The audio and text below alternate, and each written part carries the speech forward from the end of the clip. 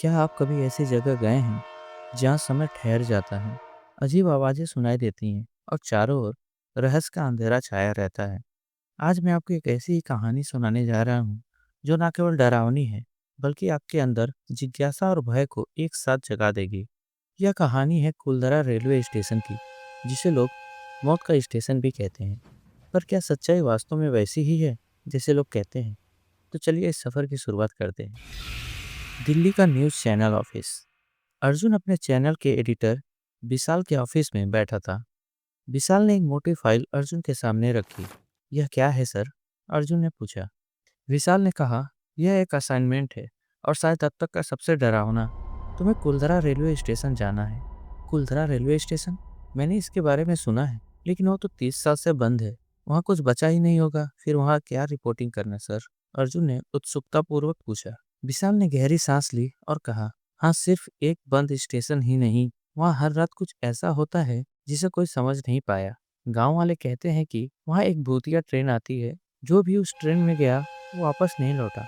मैं चाहता हूँ कि तुम जाकर यह पता करो कि क्या यह सिर्फ अफवाह है या इसमें कोई सच्चाई भी है। अर्जुन को चुनौतियों से प्यार था। उसने मुस्कुराते हुए कहा, मैं कल ही वहाँ के लिए निकलता हूँ। अगले दिन अर्जुन कुलधरा गांव पहुंचा। यह गांव स्टेशन के करीब था। गांव में एक अजीब सा सन्नाटा पसरा हुआ था। लोग उसे अजीब नजरों से देख रहे थे। गांव के एक चाय के ढाबे पर अर्जुन ने एक बुजुर्ग से बात करने की कोशिश की। बाबा, कुलधरा स्टेशन के बारे में कुछ बताइए। बुजुर्ग का चेहरा सफेद पड़ गया। उसने अर्जुन की तरफ देखा और कहा, बेटा, उस जगह का नाम भी मत लो।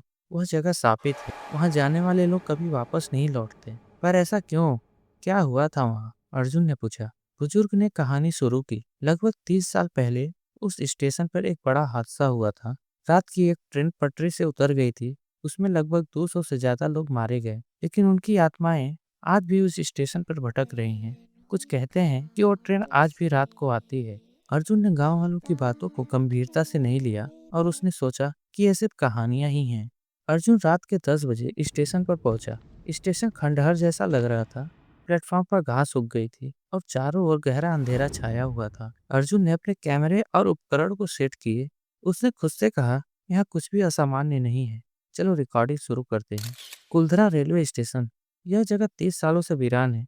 चारों तरफ सन्नाटा है, लेकिन अब मैं यहाँ रात बिताने वाला हूँ। देखते हैं यह स्टेशन वाकई डरावना है या सिर्फ लोगों की कल्पना का हिस्सा है।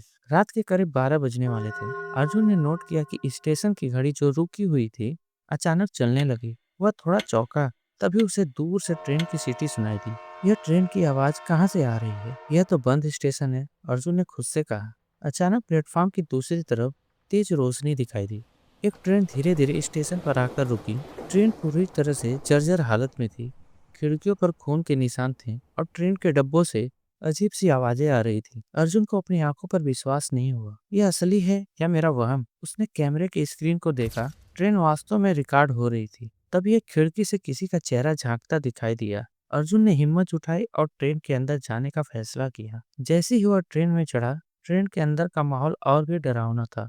कोच में घना अंधेरा था और हर कोने से अजीब अजीब सी आवाजें आ रही थी। कौन है यहाँ? अर्जुन ने आवाज लगाई। भाग जाओ, यह जगह तुम्हारे लिए नहीं है। एक औरत की आवाज गूंजी। अर्जुन को लगा कि उसकी सांसें थम गई है, लेकिन उसने हिम्मत नहीं हारी। अर्जुन को कोच के अंदर एक बच्ची दिखाई दी। वह रो रही थी। तुम कौन हो? अर्जुन ने पूछा। मैं इस ट्रेन में फंसी आत्माओं में से एक हूँ। हमें यहाँ कैद कर दिया गया है, बच्ची ने कहा। किसने कैद किया है?